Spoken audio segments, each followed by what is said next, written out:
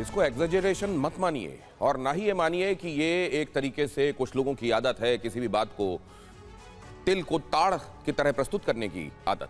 ये जो कहा जा रहा है रूस और चीन की एंट्री, क्या अरब से वर्ल्ड वॉर 3 की शुरुआत होगी? रशिया और चाइना की एंट्री आप सोच रहे होंगे कैसे हो गई? रशिया और चाइना वो महत्वपूर्ण लॉजिस्टिकल सपोर्ट दे रहे हैं और इंटेल दे रहे हैं, इंफॉर्मेशन दे रहे हैं ईरान को, जिसके बूते ईरान इतना सटीक हमला करने में कामयाब है कि जंग के 8 दिन गुजर जाने के बावजूद और अमेरिका के ये कहने के, डोनाल्ड ट्रंप के ये कहने के बावजूद, जब उनसे पूछा गया था कि आप इस जंग में खुद को कितने नंबर देते हैं, उन्होंने कहा था 10 में से 15। वैसे में एक और युद्धपोत वाहक विमान आना पड़ रहा है। किस तरफ विमान वाहक युद्धपोत आ रहा है? उस जगह जहां पर यह युद्ध चल रहा है, जॉर्ज बुश को भी इस तरफ लाया जा रहा है। मतलब यह तीसरा कैरियर होगा जो वहां पर पहुंचेगा। यह भी समझ लीजिए कि अगर डोनाल्ड ट्रंप को अपने यहां की हथियार बनाने वाली कंपनियों से यह कहना पड़ रहा है कि आप अपना प्रोडक्शन तेज कर दें, इसका मतलब क्या है?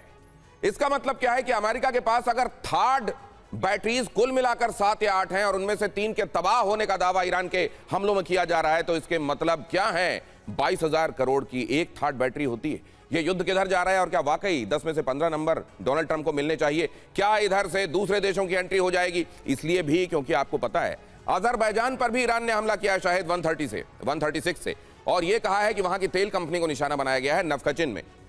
ये मामला वाकई विस्तार लेता जा रहा है और अगर विस्तार लेता जा रहा है और धीरे धीरे तमाम देशों की एंट्रीज इसमें होने लगी है प्रत्यक्ष या परोक्ष रूप से, तो वर्ल्ड वॉर और क्या होता है? ये खबर देखिए जरा, इस्फहान हमले का लेटेस्ट वीडियो देखिए। इजरायली एयर स्ट्राइक से तबाही का वीडियो। इस्फहान में इजरायली हमले तेज हो गए। ये इस्फहान खास तौर से इसलिए टारगेट बना हुआ है क्योंकि आप जानते हैं ये वो जगह है जहां न्यूक्लियर रिसर्च से संबंधित काम होते हैं।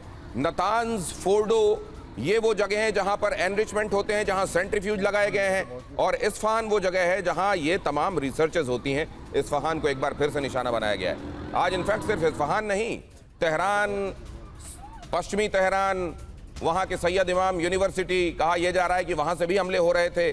और इन तमाम जगहों को किस तरीके से आज इजराइल और अमेरिका ने निशाना बनाया, ये आपके सामने रख रहा हूं। अब अगली खबर देखिए, ईरान के इस्फहान में इजराइल का यह हमला देखिए, एक ईरानी हेलीकॉप्टर के ध्वस्त होने की खबर। अब सवाल यह है कि अगर डोनाल्ड ट्रंप ये कह रहे थे कि हमने ईरानी वायुसेना और नौसेना को पूरी तरह तबाह कर दिया है, तो ये हेलीकॉप्टर कहां से आया? बहरहाल एक और ईरानी हेलीकॉप्टर के नष्ट होने की खबर, यह इस्फहान के करीब हमले के बाद धुएं का गुबार उठता हुआ दिखाई दे रहा है। अब अगली खबर की तरफ आपको ले चलता हूं। जॉर्डन पर हुए हमलों का एक बड़ा अपडेट देखिए। जॉर्डन पर अब तक 119 मिसाइलों से हमला हुआ है। जॉर्डन पर हमले में ड्रोन्स भी शामिल हैं। हमले में अब तक 14 लोग घायल हुए हैं, जॉर्डन के अधिकारियों ने पुष्टि की है। और यही वो जगह है जॉर्डन जहां पर अमेरिकी थर्ड एयर डिफेंस सिस्टम तबाह हो गया है। तो आप ये अंदाजा लगाइए कि इस जगह पर ईरान किस तरह की बमबारी कर रहा है। अगली खबर देखिए, अभी अभी ईरान की राजधानी तेहरान में एक बड़ा हमला हुआ है जिसकी तस्वीरें आपके सामने रख रहा हूं। इजरायली हमले के बाद आग स्क्वायर में भीषण तबाही हुई है। हमले के बाद इस स्क्वायर में हड़कंप मच गया है।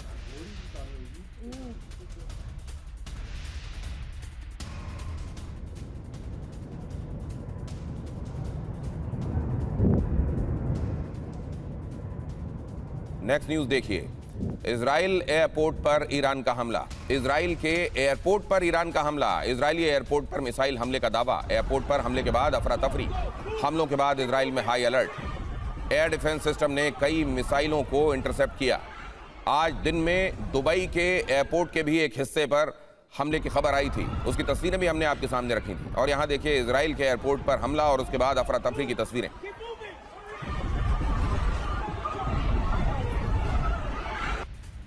एयर डिफेंस सिस्टम के कई मिसाइलों को इंटरसेप्ट करने के बावजूद मिसाइलों का जाना और लक्ष्य को भेदना, वो भी इजराइल में, वो भी एयरपोर्ट जैसी सेंसिटिव जगह पर, जिसके लिए जाहिर है ज्यादा इंतजाम किए गए होंगे।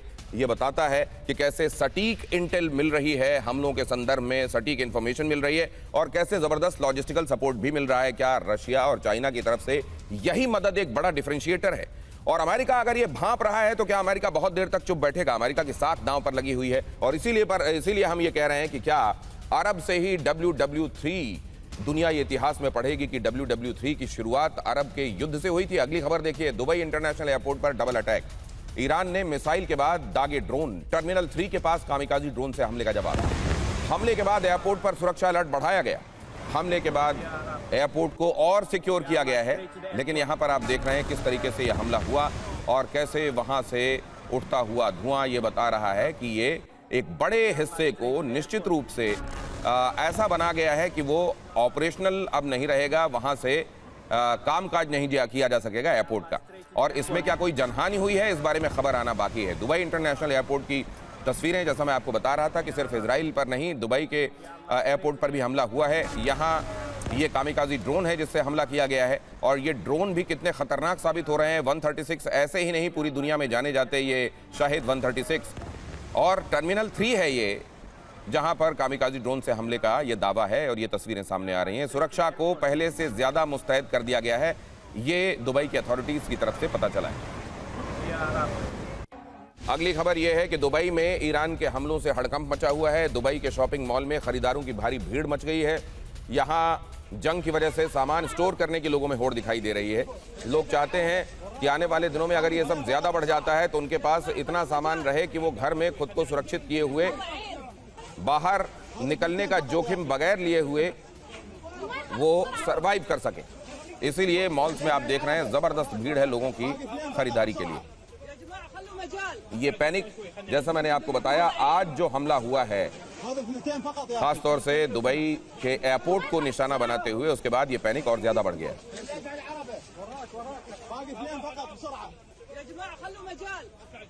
अगली खबर देखिए, यूएई में ईरान के ताबड़तोड़ हमले हो रहे हैं। अबू धाबी में बैक टू बैक कई धमाके हुए हैं। धमाके के बाद उठा धुएं का गुबार।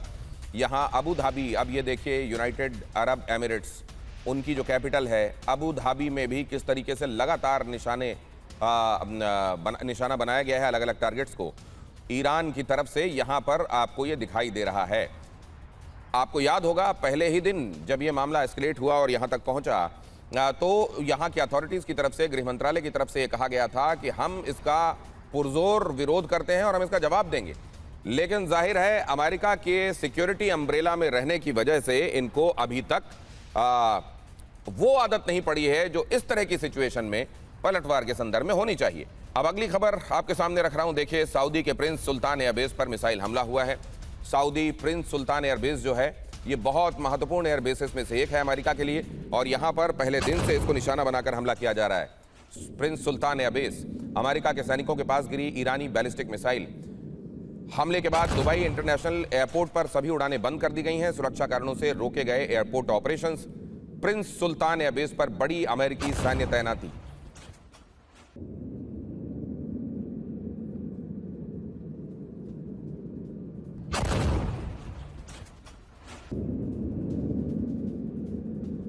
तो आज की ये बड़ी खबरें, खास तौर से इस तरीके से महत्वपूर्ण इंस्टॉलेशंस को भी अगर ईरान जंग के 8वें दिन भी निशाना बना पा रहा है, अमेरिका के इस दावे के बावजूद कि उन्होंने 300 मिसाइल लॉन्चिंग साइट्स, लॉन्चर्स नष्ट कर दिए हैं, उसके बाद भी अगर ईरान ऐसे हमले कर पा रहा है, अगर ईरान के पास ऐसी सटीक सूचनाएं पहुंच रही हैं, तो ये ईरान को दे कौन रहा है? इतना लॉजिस्टिकल सपोर्ट आ कहां से रहा है? ये इंटेल मिल कहां से रहा है? ये क्लियर कट अब दुनिया के इंफॉर्मेशन डोमेन में है कि ये रशिया और चाइना की तरफ से सपोर्ट मिल रहा है। अगर ऐसा है तो क्या आने वाले वक्त में इसको अमेरिका अपने ऊपर एक तरीके से विश्वासघात और अपने खिलाफ किए गए काम के तौर पर लेता हुआ क्या उनके खिलाफ भी खड़ा हो जाएगा?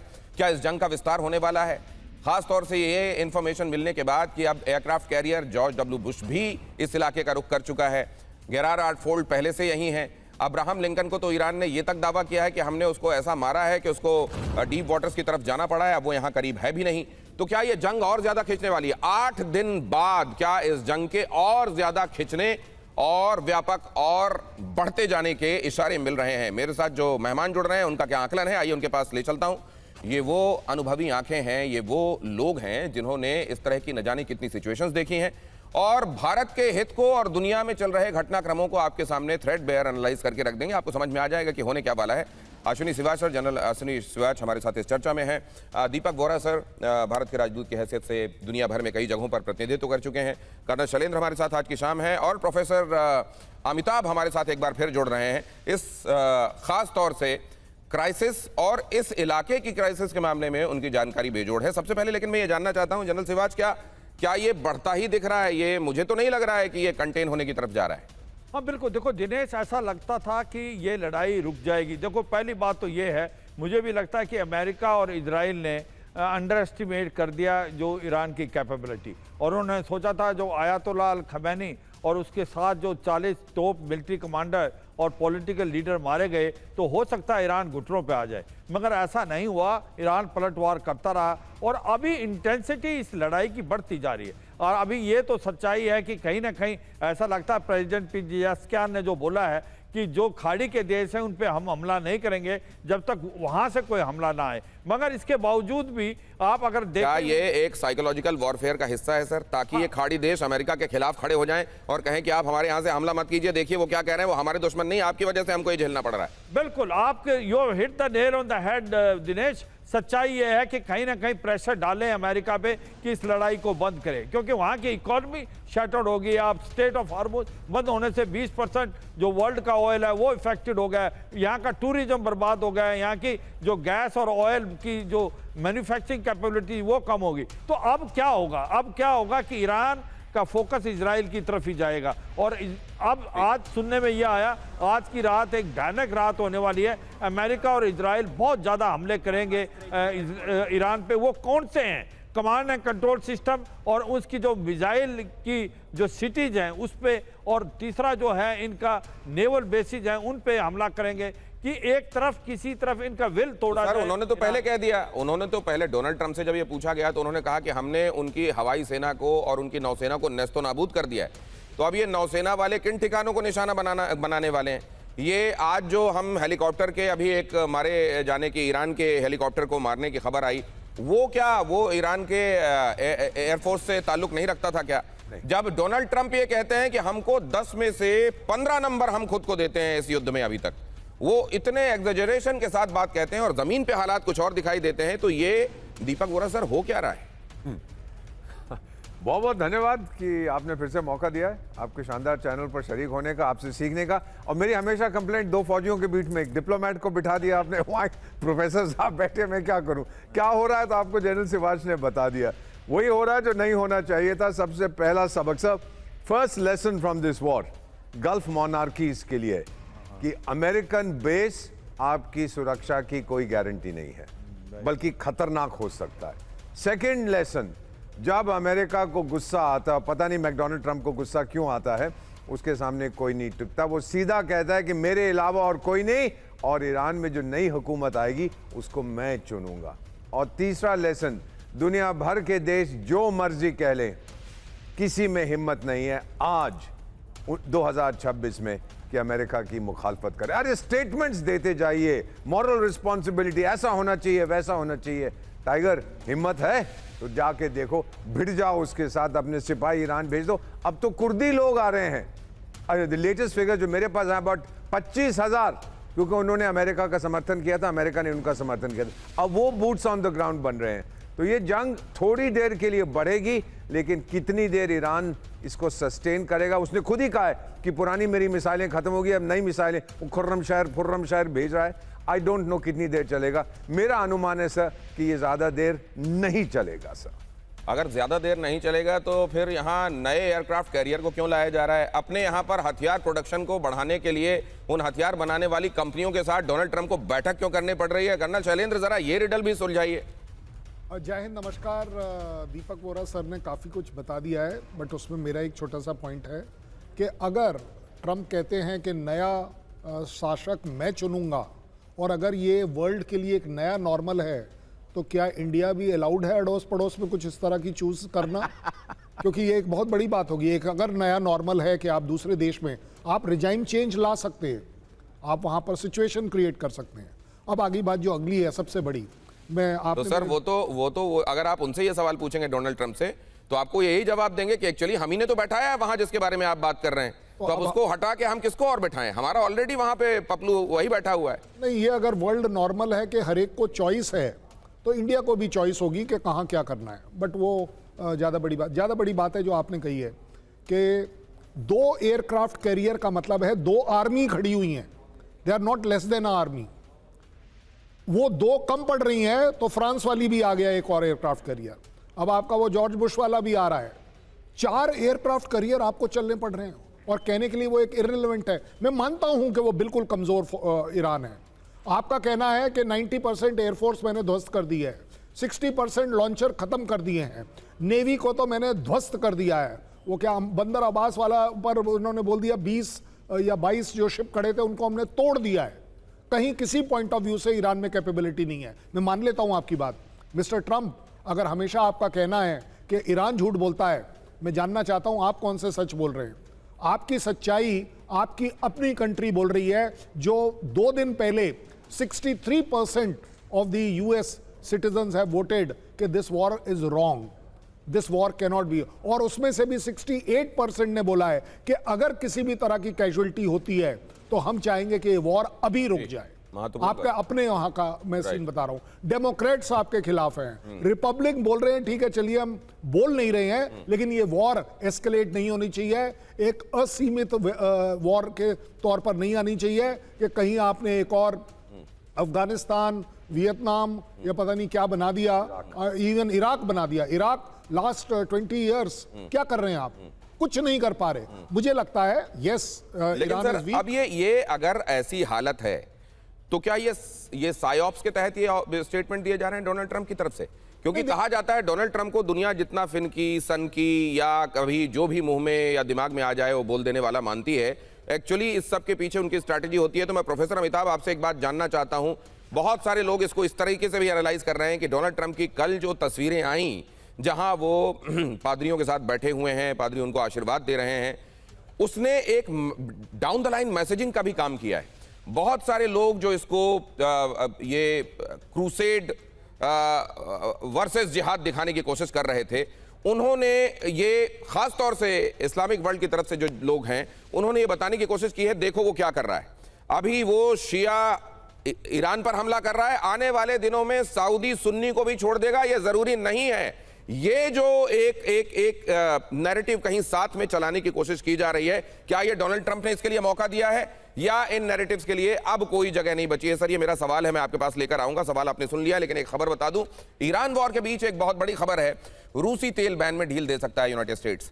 अमेरिकी वित्त मंत्री स्कॉट बेसेंट ने कहा तेल आपूर्ति को स्थिर रखने के लिए जरूरी है रूस पर लगे तेल पर प्रतिबंध कम कर सकता है। यह खबर आ रही है, यूनाइटेड स्टेट्स ही तय कर रहा है कहां पर क्या ढील मिलेगी, कहां पर नहीं मिलेगी। बहरहाल उसने कहा अब ये सवाल ये है कि अगर युद्ध लंबा नहीं खिंच रहा है तो फिर ये सब करना क्यों पड़ रहा है? तेल को लेकर भी ये कदम क्यों उठाने पड़ रहे हैं? प्रोफेसर अमिताभ, पहले तो वो जो इवेंजेलिकल क्रिश्चियन जो उनको आशीर्वाद दे रहे थे, उसमें एक लाइन वो कह रहे थे, may God give him divine grace.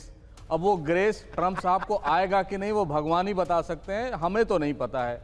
रही बात जो अस्थिरता पूरे दुनिया में टैरिफ पिछले एक साल 2 महीने से जो अमेरिका ने शुरू की है, ये वो बढ़ती ही जा रही है, चाहे वो टैरिफ को लेके हो, चाहे वेनेजुएला को लेके हो, चाहे ईरान इजराइल लेके हो, वो बढ़ती ही जा रही है और ट्रंप साहब इसको चेक करने की कोशिश नहीं कर रहे हैं। अब बताइए 8 दिन से यहाँ बमबारी हो रही है, बहुत लोग मारे गए होंगे, कितने इनके इंस्टॉलेशंस हैं जो इजराइल ने तो आज से नहीं, आज से 10 साल पहले आइडेंटिफाई कर लिए होंगे। अब वो बम कहां गिरा रहे हैं, किसको मार रहे हैं? सिविलियंस मारे जा रहे होंगे, जाहिर अब तक तो कह रहे हैं 1300 ही है, ईरान के अंदर से अब तक इंफॉर्मेशन नहीं आ रही है। और इजराइल ये भी बताए, अमेरिका ये भी बताए कि जो पहले डेमोन्स्ट्रेशंस हो रहे थे खामेनेई के खिलाफ, अब तो खामेनेई साहब चले गए, अब वो डेमोन्स्ट्रेशंस क्यों नहीं हो रहे हैं, कहां क्या प्रॉब्लम है, अंदर के लोग तैयार हैं कि नहीं रिबेलियन के लिए, ये सारे जो प्रश्न है, गूढ़ प्रश्न है, उनको कोई एड्रेस नहीं कर रहा है। और साथ ही साथ ये दुनिया के नए जो ऑर्डर जो बन रहा है उसकी भी एक तस्दीक कर रहा है कि इस टाइप के ऑर्डर जो बनेगा उसमें अमेरिका का ही वर्चस्व होगा। रही बात वेस्ट एशिया की जहां ये युद्ध हो रहा है, यहाँ पे इजराइल अभी हावी हो गया है पूरी तरह से। ट्रंप साहब को मैनिपुलेट करके बेन्यामिन नेतन्याहू जो कहते थे हमने 40 साल से ये सपना देखा था, आज वो पूरा हो रहा है, तो ये बेन्यामिन नेतन्याहू का ही सपना पूरा कर रहे हैं, ये अमेरिकन का सपना नहीं पूरा कर रहे हैं। इस प्रोसेस में इनके जो एलाइज थे, जो 6 बड़े मेजर एलाइज थे जिन पर बमबारी इस समय ईरान कर रहा है, उनके जो लोग हैं वो पूछेंगे अपने रूलर से कि ये आप तो एक इस्लामिक कंट्री पर अटैक हुआ है, आप उसको देख रहे हैं या कंडेम कर रहे हैं, जो भी कर रहे हैं, लेकिन हमारे जो सिविलियन इंस्टॉलेशन पे हम पे जो असुरक्षा बढ़ी है इन अमेरिकन बेसिस को लेके, उसके लिए आप क्या कर रहे हैं? तो अगर ये उनको तो क्या करेंगे सर? ये आने वाले दिनों में अपना इंतजाम खुद करने के बारे में सोचेंगे, या अमेरिका वो जो एक कहावत है ना, तोको और ना मोको ठौर, मतलब मेरे लिए भी तुम ही हो और तुम्हारे लिए भी मैं ही हूं, यही वाला हाल चलेगा आगे? देखिए यहाँ यही वाला हाल चलेगा आगे आने वाले समय में। जितने अरब वर्ल्ड के रियाया है जो उनकी, वो कहेगी कि देखिए आपके जो अमेरिकन एसेट्स थे हमारे लिए लायबिलिटी हैं, प्लीज यहां से इनको निकालिए, हम शांति से रहना चाह रहे हैं। और जो नया पर आप तो एक बहुत बड़ा इशारा कर रहे हैं, क्या मिडिल ईस्ट में वहां के मोनार्क्स जो हैं और वहां की जनता के बीच एक बड़ा डिवाइड आने वाले दिनों में देखने को मिल सकता है? क्या वहां एक अलग तरह की अपराइजिंग के खतरे आप देख रहे हैं क्या? ये आपने एक बड़ी बात कही। अमेरिका के वित्त मंत्री स्कॉट बेसेंट की धमकी आई है, आज ईरान पर होगा सबसे बड़ा हमला। तो क्या अभी तक आप छोटे मझोले हमले कर रहे थे, आज बड़ा हमला का मतलब क्या है? और जैसा प्रोफेसर अमिताभ कह रहे थे कि आपने अभी तक इतने सारे हमले किए हैं, महत्वपूर्ण जगहों को आपने पहले ही रिकॉग्नाइज करके, आइडेंटिफाई करके, ईयर मार्क करके रखा होगा, तो आप ये आज आप किसको निशाना बना रहे हैं? क्या इसीलिए इमाम हुसैन यूनिवर्सिटी पर आज बम गिरने की खबर आई? क्या इसीलिए कहीं कोई स्कूल है जो बम की चपेट में आ जाता है? ये वो सवाल हैं जो बड़े होते जा रहे हैं। लेकिन ये कहा गया है बेंसेंट की तरफ से कि हमारा सबसे बड़ा बमबारी अभियान होगा, ईरानी मिसाइल लॉन्चरों को तबाह कर देंगे। ये वाला बयान देने के लिए बेंसेंट साहब को क्यों आना पड़ा? वित्त मंत्री को आके ये क्यों बताना पड़ रहा है कि हम सबसे बड़ा हमला करेंगे? ये जो लोग बयान देते रहे अभी तक, डोनाल्ड ट्रंप बोल देते, अरे पीट हेक्सेट बोल देते, नहीं तो मार्को रूबियो बोल देते, इनको आके क्यों बोलना पड़ रहा है जनरल सिवाज? देखो ये बड़ी विडंबना है कि वो फाइनेंस सेक्रेटरी, उसका इससे क्या मतलब? हाँ। तो ये सच्चाई है, कहीं ना कहीं पूरे अमेरिका के अंदर अभी डायरेक्शन लेस हो गया। कहीं ऐसा तो नहीं हुआ है सर कि हम तो बहुत सारी बातें बोल चुके, उनमें अब क्रेडिबिलिटी का मसला होने लगा है, अब आप जाइए, आप संभालिए थोड़ी देर के लिए मोर्चा? हाँ, दीपक वोरा सर, ऐसा है तो नहीं? मैं आ रहा हूं सर आपके पास, दीपक सर की भी रजामंदी इसमें ले लूं, क्या सोचते हैं वो? आप 100% ये कह रहे हैं ये उन्होंने बताने की कोशिश की है, हम सब एक ही पन्ने पे हैं, we are on the same page. अच्छा। चाहे ये हो चाहे वो हो, हमारे अंदर की कोई फूट नहीं है, क्योंकि बहुत से लोग कह रहे थे मार्को रूबियो ने ये कहा, उसने ये कहा, तो सर तुलसी गबार्ड को भी बीच में ले आते कभी, देखिए। उनके स्टेटमेंट्स भी कभी दे लेते। तुलसी गबार्ड जो ये कहती रही कि इस तरीके का कोई, हमारी खुफिया सूचनाएं यही हैं कि कोई वहां पर परमाणु बम नहीं बन रहा है, फिर तुलसी गबार्ड से भी कुछ स्टेटमेंट दिला लेते। वो थोड़ा सा उसको साइड लाइन पे रखो ना, पूरा जो पूरी मुसीबत तो इसीलिए है कि वो एटम बम बना रहा है। मेन इशू तो वही है ना सर, बाकी तो एंसिलरी हैं, मिसाइल है, ये है, वो है, हुती है, फूती है, ये मेन चीज, no nuclear bomb for Iran, period, कहानी खत्म, पैसा हजम। ये वो सर, मेरे को वो वाली बात याद आ रही है कि कोई एक आदमी था, वो बस में किसी के साथ झगड़ पड़ा कि तुमने ये मेरे को धक्का क्यों मारा, और तो तुमने अभी मैं गिर जाता तो उसने कहा भाई साहब मैंने धक्का मारा ही नहीं, मैं आपसे देखिए कितनी दूर खड़ा हुआ हूं, अरे मेरा हाथ पैर टूट जाता तो क्या होता, ये सब वो बनाने लगा। उसने कहा भाई साहब मैंने धक्का मारा ही नहीं है। उसने और ज्यादा बताया, मेरे घर में फिर मेरी पत्नी जो है वो बेवा हो जाती, क्या होता। बोले भाई साहब धक्का लगा कहां? अरे लग जाता तो ये यही परमाणु बम के साथ है सर, ये परमाणु बम बन जाता तो।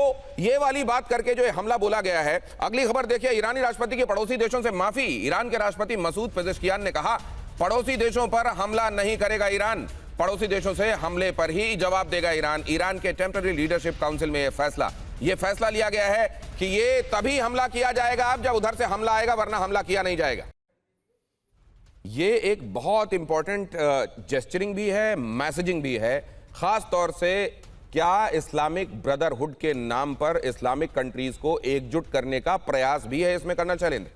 नहीं, देखिए बड़ी सीधी सीधी बात है कि ईरान ने कोशिश कर ली कि उन बेसिस पर जो इन कंट्रीज में हैं, यूएस के बेसिस के ऊपर अटैक किया, कुछ कोलेटरल डैमेज भी आया, कुछ उन्होंने डराने की भी कोशिश करी जानबूझकर, और उन्होंने देखा कि उस डर के वजह से अभी तक वो प्रेशर नहीं बन पाया है यूएस के ऊपर उन कंट्रीज द्वारा कि इस चीज को रोका जाए। अब उनको ये रियलाइज हो रहा है कि अगर आपने इस्लामिक कंट्रीज को अपने साथ चलाना है, अपने फेवर में रखना है, इमोशनल रखना है, मुस्लिम ब्रदरहुड लेकर आना है, तो ये एक और पैतरा बदला है उन्होंने कि यस हम आपके ऊपर अटैक नहीं करेंगे जब तक कि आपके यहां से कोई हमारे ऊपर अटैक। सर तो इसी में एक बात आपसे पूछना चाह रहा हूं कि क्या सऊदी अरब का यह कहना है कि ये भैया पाकिस्तान तुमने मेरे साथ एक करार किया था, 2025 दिसंबर की बात है, आओ हम पर हमला हो रहा है तो आओ ना साथ दो, क्या ये सब बातें जब अब आने लगी सामने तो क्या ईरान को ये दिखाई दिया कि ये एक्चुअली अलग तरीके से स्पाइरल हो सकता है, इसलिए स्टेटमेंट दिया जाना चाहिए? दीपक सर कुछ कहना चाह रहे हैं, प्रोफेसर अमिताभ आपके पास भी। इतना ही कहना चाहता था कि वो एक है ना राक्षस मंत्री वहां का जिहादिस्तान का, क्या नाम है उसका, ख्वाजा कुछ है वो, तो उसने यही कहा था कि हमने ईरान को याद दिलाया कि हमारी अग्रीमेंट है सऊदी अरेबिया के साथ, अगर उन पे हमला होगा तो हम कूद पड़ेंगे, सिर मेरा कूद पड़ोगे। तुम तालिबान के साथ तो निपट नहीं पा रहे हो, वहां जा रहे हो अमेरिका की मुखालफत करने। Arrant nonsense. मेरा अपना मानना है सर कि तो सर इससे धुल गया क्या ये मुस्लिम नेटो वाला, ये वो सब खत्म हो ये गया सर। मेरे पास परमाणु बम है, सारे इस्लामिक वर्ल्ड को मैं प्रोटेक्शन दूंगा, ये तमाम भ्रम धुल गए हैं क्या यहाँ पर? शिवाज सर आपका भी कमेंट इस पर। देखो मेरे को लगता है दिनेश, एक तरफ खाई एक तरफ कुआ है पाकिस्तान के लिए। अब ये समझ नहीं आ रहा कि वो जो डिफेंस पैक्ट है आज मिले हैं जो आसिम मुनीर इनके डिफेंस मिनिस्टर से, कि भाई इसमें आर्टिकल 5 की तरह है कि अगर एक देश पे हमला है तो दोनों पे है। तो सऊदी कह रहा है ईरान ने हम पे हमला किया है तो आप मिलें। अब समझ नहीं आ रहा है पाकिस्तान करे तो करे क्या। पाकिस्तान तो चारों तरफ तो सर ये तो बड़ा इंपॉर्टेंट बात। अब देखिए अफगानिस्तान जो है वो ये बताएगा नहीं, वो ये बताएगा कि देखो एक तरफ वो लोग जो असल में अमेरिका की सरपरस्ती में कहीं ये भूल गए कि इस्लाम उनसे किस राह पर चलने के लिए कहता है। एक तरफ देखो ईरान जिसने झुकना गवारा नहीं किया, और मैंने तो सबसे पहले सॉलिडारिटी ईरान के साथ दिखा दी थी, और ये पाकिस्तान यही डिजर्व करता है जो टीटीपी के साथ कर रहा है। प्रोफेसर अमिताभ ये सब भी होगा क्या? देखिए मुझे तो लग रहा है कि अब ईरान का एक ही नेबर बच गया है जिसपे उसने अटैक नहीं किया है, वो है पाकिस्तान। अब जब वो पाकिस्तान पे कहेगा तो दोनों एक दूसरे को कहेंगे कि आप पर अटैक हुआ, आपने मुझे सपोर्ट नहीं किया, मुझ पर हुआ, अब मैं नहीं करूंगा। तो सर वो तो यार अपना बेस इस्तेमाल होने दे रहा है बलूचिस्तान में एक। लेकिन अभी तक ईरान के पल्ले नहीं चढ़ा है वो। हाँ। तो जब चढ़ेगा तब वो पता चले। एक तो ऑलरेडी वो वॉर कर रहे हैं, राइट। और इस बीच अगर वो अटैक कर देता है ईरान, और देर सबेर करेगा, अजरबैजान पे नक्शिवान पे किया, नक्शिवान या अजरबैजान को इससे कुछ लेना ही देना नहीं था, उस पर भी अटैक हो रहा है। तुर्की जो ईरान को सपोर्ट कर रहा था उस पर अटैक हो गया। तो जो स्थिति बन रही है इस समय, पाकिस्तान उसकी जद में आएगा ही। पाकिस्तान उसके लिए प्रिपेयर्ड भी हो रहा होगा, और पाकिस्तान का जो दूसरा पड़ोसी है वो अब क्या करेगा ये भी समझ में नहीं आ रहा है। वो तो चुपचाप तेल खरीदने के चक्कर में है। तो ये पूरा जो परिदृश्य बन रहा है इस समय वेस्ट एशिया और हमारे नेबर का, उसको देख के लग रहा है कि कोई इसकी जद से नहीं बचेगा। और जब ये युद्ध खत्म होगा तो पूरा वेस्ट एशिया ही नहीं पूरी दुनिया बदल जाएगी। आप ये भी समझिए दिनेश जी, जब सेकेंड गल्फ वॉर हो रहा था 2003 में, तो यूरोप और दुनिया के 35 देश आए थे अमेरिका के सपोर्ट में यहां पर न्यूक्लियर बॉम्ब खोजने सद्दाम हुसैन का। किसी को नहीं मिला। जॉन मेजर ने अपॉलॉजी मांगी ब्रिटिश पार्लियामेंट में, कहा कि हम झूठ बोल रहे थे, यहां कुछ नहीं था। यहां भी वही है, इनको पता है कि यहां न्यूक्लियर बॉम्ब नहीं है, या न्यूक्लियर बॉम्ब जो था वो हमने जून में खत्म कर दिया था इनके इंस्टॉलेशंस को। अब ये सिर्फ वो झूठ को परपिचुएट कर रहे हैं कि जब तक ये रहेगा। और मैं ये भी बता दूं, जब नया वेस्ट एशिया बनेगा इसके बाद, उसमें इजराइल की पकड़ बहुत मजबूत होगी। उस समय सऊदी अरेबिया और इजराइल का टेंशन बढ़ेगा। उस समय अमेरिका क्या करेगा? ये तो सर बहुत खतरनाक बात आप कह रहे हैं। कॉम्प्लिकेटेड चीज होता है। ये तो लग रहा है सर एक के बाद दूसरा, दूसरे के बाद तीसरा। ये असल में अब वैसा हो गया जैसे एक साइकिल गिरती है, वो उसके बगल में पूरी साइकिलें लुढ़कती चली जाती हैं। क्या ये वो वाली स्थिति होने वाली है? आगे देखिए जरा, ईरान से युद्ध पर राष्ट्रपति ट्रंप का बयान। ईरान ने पड़ोसी देशों के सामने सरेंडर किया। ट्रंप ने कहा इजराइल यूएस के हमले की वजह से ईरान झुक गया। लीजिए, ट्रंप ने अपने तरीके से इसका इंटरप्रिटेशन किया है। पहली बार मिडिल ईस्ट के देशों से हारा ईरान, ये भी ट्रंप ने कहा है। ट्रंप ने कुल मिलाकर ये कहा है, जो बदले हुए सुर सुनाई दे रहे हैं आपको पेजेश्कियान के, वो इसलिए सुनाई दे रहे हैं क्योंकि इजराइल ने और अमेरिका ने बुरी तरह मारा है ईरान को। अब जरा कुछ एक चीजें मैं आपके सामने और रखता हूं, उसके बाद अपने मेहमानों का रुख करता हूं। मिडिल ईस्ट से ईरान की माफी पर ट्रंप ने जो कहा है वो बहुत इंपॉर्टेंट है। ईरान ने अपने पड़ोसियों से माफी मांगी और घुटने टेक दिए, जबकि ईरान ने यह कहा है कि अगर आपके यहां से हमला आएगा तो ही हम हमला करेंगे, वरना हम आप पे हमला नहीं करेंगे। हम आपसे माफी मांगते हैं, आपके खिलाफ हम नहीं है, यह बात कही गई है। लेकिन जिस तरीके से इंटरप्रिटेशन है वो आपके सामने रख रहा हूं। अमेरिका और इजराइल के घातक हमलों से ईरान टूट चुका है, और इसलिए पहली बार उसने इन देशों से माफी मांगी है। इतिहास में पहली बार, उन्होंने इस बात को जोर देकर कहा, इतिहास में पहली बार ईरान मिडिल ईस्ट के देशों से हारा है। असल में वो ये नहीं चाहते कि अमेरिका और मिडिल ईस्ट की कंट्रीज को मसूद पेजेश्कियान अपने बयानों से जिस तरीके से अलग अलग कर रहे हैं, वो होने नहीं देना चाह रहे हैं डोनाल्ड ट्रंप। इसीलिए वो ये कह रहे हैं कि ना, हमने हमला किया और पहली बार देखो उन देशों के सामने झुका है ईरान जिनके सामने वो कभी झुका नहीं था। अमेरिका और इजराइल के घातक हमलों से ईरान टूट चुका है। उन्होंने कहा ईरान मिडिल ईस्ट का लूजर साबित हो चुका है। उन्होंने ये बात भी कही कि ये मिडिल ईस्ट का लूजर है। मिडिल ईस्ट में ईरान अब दादा नहीं बन पाएगा, ये बात भी उन्होंने कही। और उन्होंने ये भी कहा कि ईरान का पूर्ण विनाश ही अमेरिका का मकसद है। ईरान का पूर्ण विनाश, तो क्या वो लोग जिनको संबोधित करके अभी तक आप ये कहते रहे कि हम तुम्हारी आज़ादी को इंश्योर करने वाले हैं, हम तुम्हारे लीडरशिप का चुनाव तुम्हारी मर्जी से कराएंगे, वहां तुम्हारे लिए दमनकारी शासन अभी तक तुम्हारे ऊपर है, उसको हम हटा देंगे, ये बातें क्या थी? फिर ईरान का सर्वनाश आप चाह रहे हैं, या ईरान में रिजीम चेंज आपका मकसद था, या वहां के न्यूक्लियर वेपन आपके हटाया जाना वहां का मकसद था, या बैलिस्टिक मिसाइल आप हटाना चाहते थे वो वहां का मकसद था? ये जो घालमेल आपने किया है, क्या दुनिया इसको इसी तरीके से देख रही है? आप जो कहेंगे उसी तरीके से दुनिया उसको स्वीकार भी कर लेगी, या दुनिया समझ रही है कि आप कह क्या रहे हैं और आपका इरादा क्या है? अब अगली खबर की तरफ आपको ले चलता हूं। ये देखिए जरा, मिडिल ईस्ट जंग के बीच हाई अलर्ट पर रूस। पुतिन ने पेजेश्कियान से फोन पर बातचीत की है। पुतिन ने युद्ध रोकने और वार्ता करने की अपील की है। हमलों के बाद पहली बार दोनों नेताओं की सीधी बातचीत हुई है। खाड़ी देशों के नेताओं से भी संपर्क में हैं हम, पुतिन ने ये बात भी कही है। खाड़ी देशों के नेताओं से भी पुतिन संपर्क में है। पुतिन की तरफ से अब जाहिर है वो यूक्रेन में इतने दिनों से वो उससे जंग से बाहर नहीं आ पाए। दूसरा, अगर यहां पर मदद के नाम पर अमेरिका और त्योरियां चढ़ा लेता है तो क्या उनके लिए मुश्किल खड़ी हो जाएगी? इसलिए ये जेस्चरिंग है, या सीधे सीधे अपने दोस्त को जितनी मदद देनी है वो भी बताया गया, और जहां अपने दोस्त को ये लगता है कि आप इसको आगे मत बढ़ाना, तुम्हारे लिए मुश्किल हो जाएगी, वहां बताने का काम किया जा रहा है। इसको कैसे देखा जाना चाहिए जनरल सिवाच? देखो, मेरे को लगता है दिनेश एक चीज देखनी चाहिए, कहीं ना कहीं ईरान ने रूस की बहुत हेल्प की थी जब उसने शाही ड्रोन दिए थे, जो कि एक गेम चेंजर सिद्ध हुए थे लड़ाई रशिया यूक्रेन में। और ऐसा लगता है कि अब रूस और चीन खुल के आ सकते हैं, क्योंकि रूस ने हथियार दिए हैं, इसको ड्रोन भी दिए हैं, मिसाइल भी दिए हैं, रॉकेट्स भी दिए हैं लड़ाई से पहले, और अब रियल टाइम इंटेलिजेंस दे रहा है। ये अमेरिका बोल रहा है डोनाल्ड ट्रंप कि भाई जो सटीक हमले कर रहा है ईरान हमारे ऊपर, इसका जो इंफॉर्मेशन है रियल टाइम वो रूस दे रहा है, और मुझे लगता है चीन भी देगा, और चीन ने भी खुल के आने की कोशिश है। अगर ये दोनों देश खुल के आ जाते हैं तो फिर इसका जो पूरा का पूरा कॉन्टेस्ट चेंज हुआ। अभी तक ये रीजनल वार है, ये कहीं रीजनल वार से बढ़ ना जाए, ये एक सबसे बड़ा खतरा है। जो बात आपने की थी कि क्या अभी जो मिडिल ईस्ट में, नहीं तो सर अब यहीं पर तो आपकी एक्सपर्टीज है। देखिए, ये तो हम जैसे लेमैन भी यही अंदाजा लगा रहे हैं कि ये बढ़ तो नहीं जाएगा। अब आप बताइए बढ़ेगा कि नहीं बढ़ेगा, हाँ या ना, आपके हिसाब से? मेरे हिसाब से नहीं बढ़ेगा। उसकी वजह ये दो है। उसकी वजह ये है क्योंकि पहले ही पूरा वर्ल्ड काफी लड़ाइयों में शामिल है, और दूसरी बात जो चीन है वो अच्छा, अब एक बात और बताइए सर। कई बार जैसा कहा जाता है कि युद्ध में आप कितनी भी प्लानिंग बना लें, पहला हमला आपने किया या कहीं से हमला आया, आपके पूरे के पूरे प्लान धरे के धरे रह जाते हैं। तो बेशक यहां से आप ये अंदाजा लगा रहे हैं कि ऐसा नहीं होगा, लेकिन क्या इसको क्या गारंटी के तौर पर कहा जा सकता है कि ऐसा नहीं होगा? दीपक सर। सर, जब आप कहते हैं कि ये जंग और फैलेगा कि गारंटी दे सकते हैं कि नहीं, और फैलेगा का मतलब क्या है? कि लैटिन अमेरिका में जाएगा, अफ्रीका में जाएगा? व्हाट डू यू मीन कि और फैलेगा? लोग वर्ल्ड वॉर 3 की बात करते हैं। कौन किस पे हमला करेगा? मेरे को तो नहीं लगता कि ईरान जाके अर्जेंटीना को ठोकेगा, ना वो जाके नेपाल को ठोकेगा। So what is this about? Spread होगा, स्प्रेड हो रहा है। जितना होना था ये एशिया में है, एक नॉन एशियन कंट्री उसमें इन्वॉल्व है, उसका नाम अमेरिका है, बाकी सब तो वेस्ट एशिया के हैं, और ईरान भी वहीं पे, ईरान को भी एशियन गिना जाता है। अब यूरोप बीच में कूद, वो अलग बात है।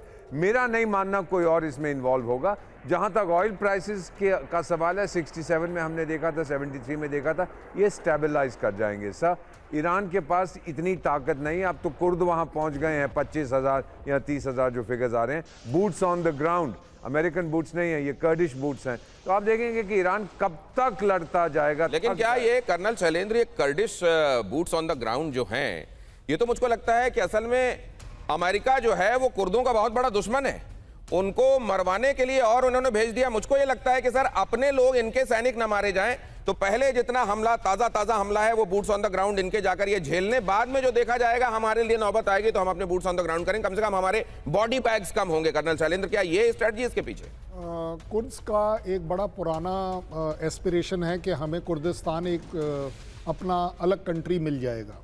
इसके ऊपर आप किसी भी तरह से उन्हें ब्लैकमेल कर सकते हैं, और यूएस जैसी पावर किसी के भी साथ आती है तो उसको यही लगता है कि मैं ही फन्ने खाऊं। पाकिस्तान आपके सामने एग्जाम्पल है, उसे लगा था कि मैं फन्ने खाऊं, अफगानिस्तान ने लेके ठोक दिया, वो एक अलग बात है। कुर्दिस्तान के जो कुर्द्स जब आएंगे तो आप ये ज़रूर पाएंगे कि there will be more massacres, और ज़्यादा लड़ाई बढ़ेगी। बट अपने आप में मुझे नहीं लगता कि अगर यूएस ने रिजाइम चेंज और टोटल विनाश करना है तो उसके अपने बूट्स बिना आए, अगर आप सोच रहे हैं कि मिसाइल और ड्रोन से रिजाइम चेंज होते हैं तो शायद नहीं होंगे। आवाज कितनी भी जोर की हो, आपको प्ले करना पड़ेगा अपना पार्ट, आपको वहां आना पड़ेगा। आप एक नया प्रॉब्लम अपने लिए क्रिएट कर लें, वो एक अलग बात है। और जो सबसे बड़ी बात आपकी चल रही थी, 10 सेकंड और लूंगा, वो थी रशिया और चाइना। आप किसी भी चीज की इन्वॉल्वमेंट किसी स्टेप्स के ऊपर देखते हैं, अभी तक ऐसा कोई स्टेप चाइना और रशिया द्वारा नहीं लिया गया है जो दिखाता है कि वो अंदर आएगा। क्यों? क्योंकि उनके पास, उन्होंने अगर कोई एक सबमरीन मूव करी होती, कोई एयरक्राफ्ट करियर दाएं बाएं मूव किया होता, कहीं किसी तरह की बात करी होती तो इंडिकेटर मिलेगा। एंड ऑब्वियसली उन दोनों को पता है कि इस लड़ाई में आने का उनको फायदा क्या है। मतलब रशिया की तरफ से लॉजिस्टिकल सपोर्ट, Yes. और चाइना की तरफ से मिलने वाला सैटेलाइट की इमेजरी और तमाम इंफॉर्मेशन। चाइना की सैटेलाइट इमेजरी पर विश्वास मत करो, पाकिस्तान कर चुका है, पिट चुका है, एयर डिफेंस उसका पिट चुका है। सर उसके बावजूद ये देखिए, वेनेजुएला ने भी उसके एयर डिफेंस सिस्टम को खरीदा हुआ था, तो नहीं हुआ ना काम। पाकिस्तान ने भी खरीदा हुआ था, काम नहीं हुआ। ये तो नहीं, उसके बावजूद माल बिकता है ना सर, भरोसा कर लेता ना आदमी ऐसे में। ये पहले का बेचा हुआ माल है, अब कोई खरीद के दिखाए। दिनेश जी, चाइना के लिए एक लाइन सर। सुनजू एक वॉर फिलोसफर थे या डिप्लोमेटिक फिलोसफर थे, 2000 साल पहले चाइना के ही थे।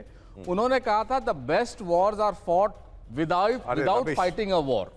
और चीन वही नीति अपना रहा है कि वो युद्ध में कूदना नहीं चाहता है, दुनिया को देख रहा है, अपना हाथ सेक रहा है, अपने माल बेच रहा है और ये कह रहा है कि हम तो भाई न्यूट्रल हैं। वो उस दिन का वेट कर रहा है जब ताइवान की बारी आएगी, तब वो दुनिया को दिखाएगा कि वो क्या चीज है। तब वो सुनजू से वो जितने उसके नए फिलोसोफर हैं वो सारे एक्टिव हो जाएंगे। लेकिन आपकी बात पर दीपक सर सहमत नहीं है सर। ये सुनजू फुनजू इज ऑल फिक्शन।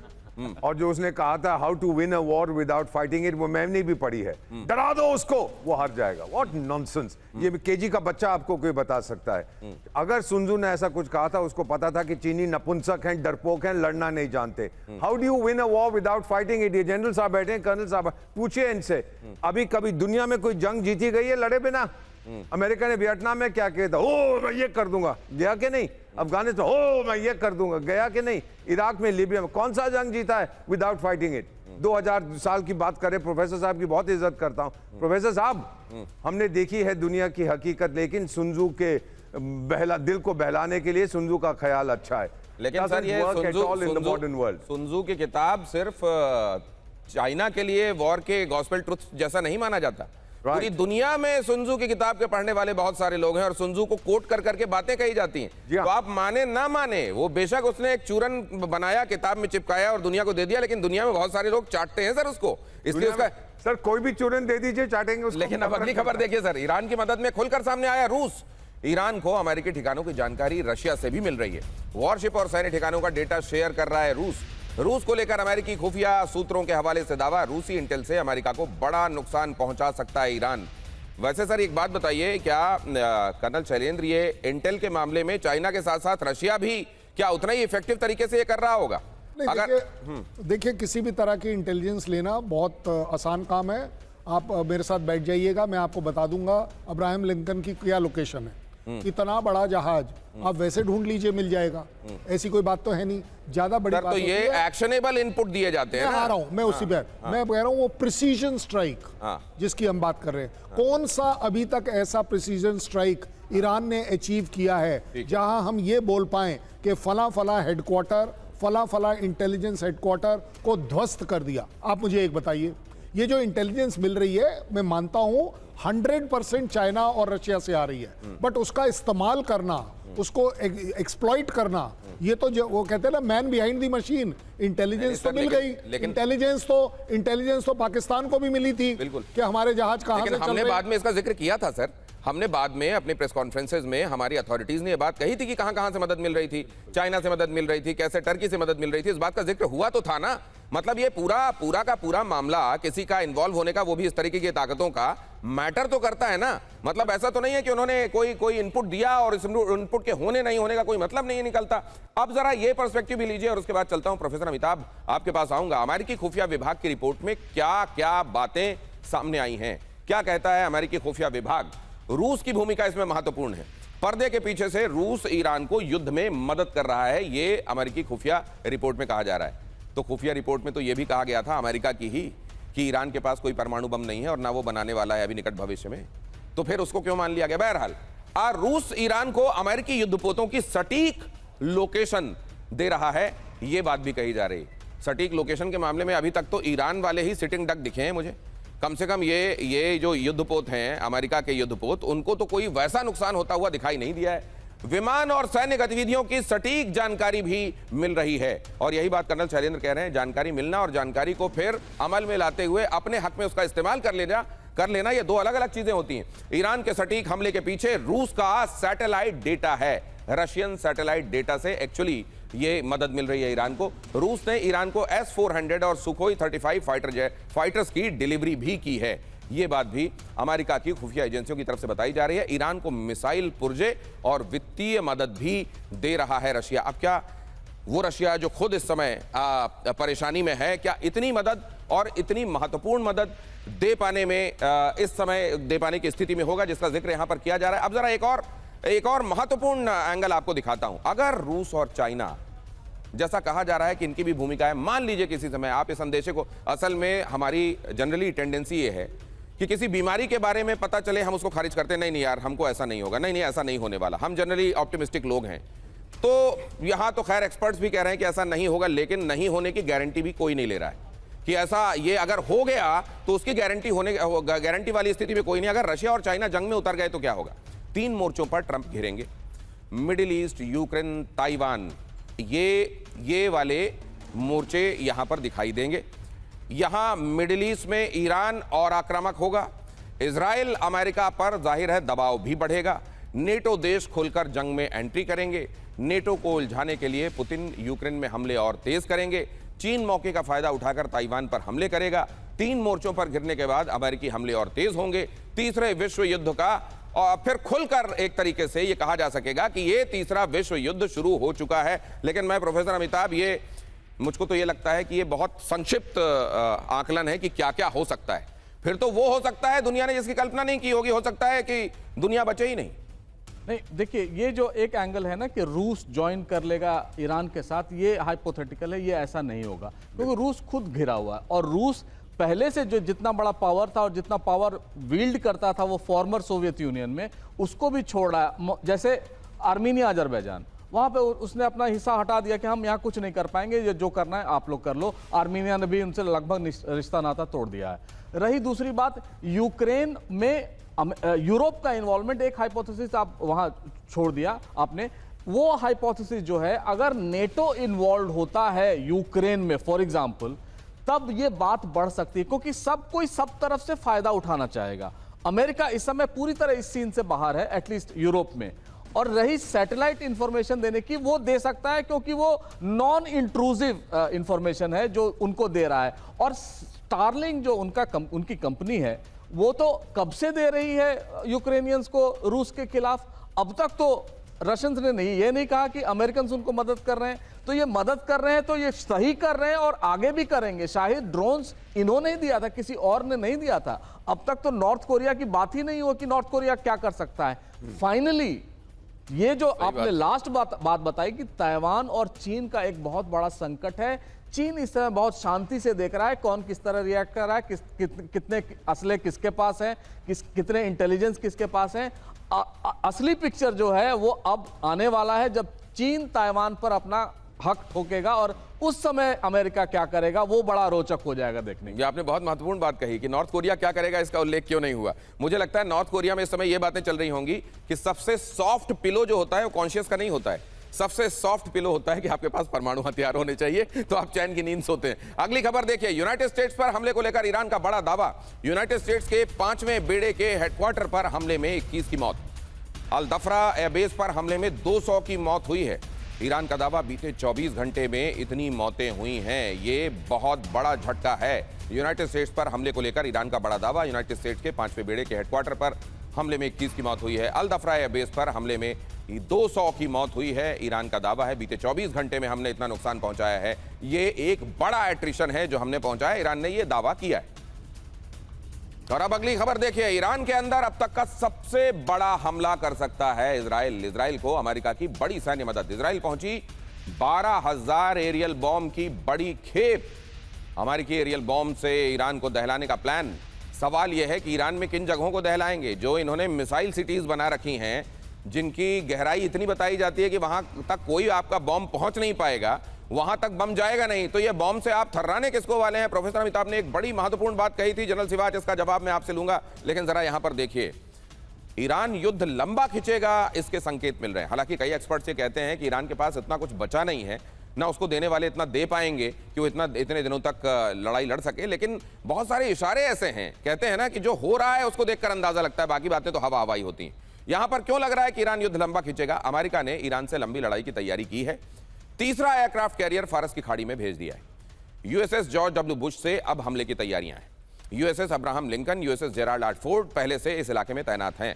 परमाणु बमों से लैस है USS George W Bush. USS George W Bush पर 60 से 90 फाइटर जेट तैनात हैं और इसीलिए कहा जा रहा है कि यह संभव है कि ये युद्ध लंबा खिंचे। लेकिन ये बड़ा हमला जो होने वाला है जनरल सिवाच, कहां पर बड़े हमले होंगे और इमारतें नष्ट होंगी? देखो, मेरे को लगता है दिनेश, किस लिए कह रहे हैं कि ये लंबा चल सकता है, ये डिपेंड करता है कि कितनी ईरान की कैपेबिलिटी है मिसाइल और उसके रॉकेट और ड्रोन पे, क्योंकि वो मैन्युफैक्चरिंग वो 80 के करीब मिसाइलें बना सकता है एक हफ्ते में, और उसको कहीं ना कहीं रूस और चीन से रिप्लेनिशमेंट लड़ाई के दौरान नहीं मिलेगा, जो मिलना था मिल गया। तो अब ये सारा ये लगाया जा रहा है कि अब उसके पास 8 से 10 हज़ार हो सकती मिसाइल रॉकेट हो और 80,000 के करीब ड्रोन हो, तो वो कितने दिन चलेंगी ये है। मगर एक बात माननी पड़ेगी, अमेरिका जो सोच रहा था नुकसान वो कर पाएगा एयर पावर से और उसकी अपनी मिसाइल रॉकेट से, वो नहीं हुआ, क्योंकि जो मिसाइल सिटी हैं वो अंडरग्राउंड पड़ी हैं और वो जब लॉन्चर से बाहर आती हैं, फायर करती हैं और फिर अंदर चले जाते हैं। सच्चाई ये है कि ईरान में इंफ्रास्ट्रक्चर की बर्बादी हुई है, पर जो मिलिट्री हार्डवेयर है उसकी बर्बादी नहीं हुई अभी तक, एक्सेप्ट उसका जो नेवल बेसिस है उन पे थोड़ा बहुत हमला हुआ। मुझे लगता है कि दो बात और थी दिनेश, जो बात एक्चुअली सवाल मेरा ये था जनरल सिवाच कि कहां बम मारेंगे? बड़ा हमला होगा तो कहां पर बम मारने वाले? क्या मिसाइल सिटियों तक अपने बम पहुंचा देंगे जो इतने ज्यादा नीचे बनाए उन्होंने कि कोई बम वहां तक पहुंच नहीं सकता? एक खबर और बताने के बाद आपके पास लौटता हूं। जरा देखिए, अमेरिका की प्रतिष्ठा पर ईरान चोट करने में कामयाब रहा है, यह बात कही जा रही है। क्यों कहा जा रहा है जरा देखिए।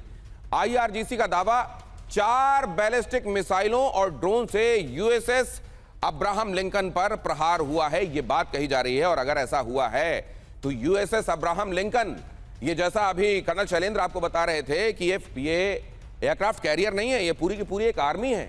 और अगर ये, जिसको अमेरिका की नाक से जोड़कर देखा जाता है, जिनका कहीं पर आप देखेंगे तस्वीर का वो सिग्नेचर ही काफी होता है जो समुद्र में इनकी अलग पहचान बताता है, उसके लिए अगर ये दावा किया जा रहा है कि उसको हमने चोट पहुंचा दी है, नुकसान पहुंचा दिया है, तो जाहिर है ये बहुत बड़ा दावा है। ईरान की दहशत में ये कहा जा रहा है कि 1000 किलोमीटर पीछे हटाना पड़ा है अब्राहम लिंकन को। और यूएसएस अब्राहम लिंकन पर पेंटागन की चुप्पी, मतलब उसको लेकर कोई क्लैरिटी नहीं आना या उसका खंडन नहीं करना, इसको लेकर लोगों के संदेह भी बढ़ रहे हैं। जिस भूमिका के साथ लिंकन आया, उसके जाहिर है इस समय की खबरों की वजह से उसके अजेय होने का भ्रम टूट रहा है। ऑपरेशन को एपिक फ्यूरी नाम दिया गया, लेकिन सबसे बड़ा जहाज ही अगर आपका डिफेंसिव मोड में दिखाई दे रहा है तो फिर क्या एपिक फ्यूरी है? सोर्सेस बता रहे हैं वॉरशिप को भारी तकनीकी नुकसान हुआ है। ऐसा नुकसान नहीं हुआ है कि वो सिंक हो जाए, जैसा खामेनेई ने दावा किया था कि हमारे पास ठीक है वो आपके बड़े खतरनाक बेड़े हैं, लेकिन उससे ज्यादा खतरनाक वो मिसाइलें हैं जो उनको समुद्र में गर्क कर देंगी। तो बेशक वैसी मिसाइलें उस जगह पर जाकर हिट नहीं की कि वो गर्क हो जाए, लेकिन नुकसान इतना पर्याप्त हुआ है कि उनको रिसीट करके दूसरी जगह ले जाना पड़ा है। इसको लेकर क्या सच्चाई है कर्नल शैलेंद्र? ये हवा में उड़ा दिया गया है या इसमें कुछ तो है? देखिए, अगर आप सिलसिलेवार देखें तो ये दूसरी बार क्लेम किया है ईरान ने कि हमने उसके ऊपर स्ट्राइक करी है। मैं कहता हूं चलिए जी, आपकी स्ट्राइक हो भी गई, आपको क्या लग रहा है रशिया और चाइना देख नहीं पा रहे? उनको नहीं पता चल रहा सैटेलाइट फोटोग्राफ्स में कि क्या हो रहा है क्या नहीं हो रहा? आपको नहीं लगता ये जहाज नहीं है, ये अमेरिका की आन बान शान रीढ़ की हड्डी है। और अगर इस रीढ़ की हड्डी के ऊपर चोट किया जाएगा तो यूएस की साख दुनिया में गिरती है और ईरान क्लेम करेगा, भोंपू बजाकर नहीं। तो बड़े बड़े ये क्या साख को, ठीक है ये वाला तो अभी क्लियर होना बाकी है। आप कह रहे हैं कि सैटेलाइट इमेजरी अगर ऐसा हुआ होता तो अभी तक क्या इसका भोंपू बज नहीं जाता चाइना की तरफ से और रशिया की तरफ से? लेकिन मैं दूसरी बात कह रहा हूं सर, थर्ड कुल बैटरी 8 हैं और कहा जा रहा है 3 नष्ट कर दी गई। थर्ड कितना ज्यादा इसके बारे में हल्ला होता है कि देखिए ये जो high defence air defence system है, इनके बारे में ये F-35 को लेकर कितनी बातें हो, इनके विमान किस तरीके से गिराए गए हैं, तो मतलब ये नुकसान तो हुआ है और उनको अच्छा खासा ब्लो वाला नुकसान हुआ है कर्नल शैलेंद्र। नहीं, मैं तो मान रहा हूं कि नुकसान हुआ है, बट आप जब कहते हैं थर्ड का मतलब ये नहीं होता है कि पूरा का पूरा सिस्टम डिस्ट्रॉय हो गया। आपने एक लॉन्चर डिस्ट्रॉय कर लिया होगा, दूसरा भी कर लिया होगा, और by the way third destroy होना या वो उस पर्टिकुलर जगह पर कामयाब ना होना, थर्ड की भी अपनी लिमिटेशन है। आप ये थोड़ी ना कह सकते कि 100% है। 100% किसी इक्विपमेंट की नहीं है। इजराइल जिसके पास 5 लेयर है, थर्ड काम कर रहा है, पैट्रियट काम कर रहा है, आयरन बीम काम कर रहा है, आयरन डोम काम कर रहा है, क्या काम नहीं कर रहा, और फिर भी तो आप देख रहे हैं स्ट्राइक तो हो रही है। आखिर के 20 सेकंड प्रोफेसर अमिताभ, आपके हिसाब से अगले एक हफ्ते में आप क्या होते हुए देख रहे हैं? हिंदी फिल्म का एक गाना मुझे याद आता है, जो होगा मंजूर खुदा होगा, क्योंकि जो सीन आ रहा है ना वहां से कोई इंफॉर्मेशन आ रही है, इंटरनेट ईरान में बैन है, वहां के लोग क्या कर रहे हैं, तो वही होगा जो मंजूर खुदा होगा। बहुत बड़ी आराम बात से आपने कही, देखेंगे। और इतनी स्पॉन्टेनिटी के साथ आपने कही। मैंने आपकी तरफ फुल टॉस फेंका और आपने उसको छक्का मार के बाहर कर दिया।